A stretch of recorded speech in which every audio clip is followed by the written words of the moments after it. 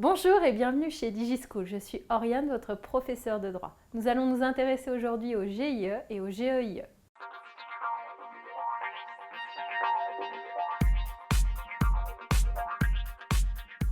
Le GIE, le groupement d'intérêt économique, c'est une structure souple qui est constituée par deux ou plusieurs personnes, personnes physiques ou surtout personnes morales, pour développer une activité économique tout en réduisant les coûts de fonctionnement et de structure. Donc c'est quelque chose qui est relativement souple, qui existe à la fois au niveau national, dans ce cas-là on parle de GIE en France, et puis au niveau européen, on parle de groupement européen d'intérêt économique. Alors il faut savoir qu'il n'y a pas de capital minimum, mais que par contre les personnes qui constituent ce GIE sont solidairement responsables de ces dettes. Alors pourquoi est-ce qu'on crée cette structure?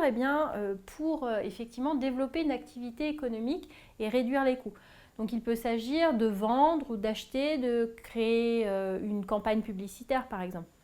Beaucoup de centres commerciaux sont organisés sous la forme d'un GIE, c'est-à-dire que chaque magasin, chaque enseigne s'associe aux autres enseignes pour former un GIE, par exemple quand il s'agit de faire des campagnes de publicité pour Noël ou de prendre un service de surveillance, par exemple.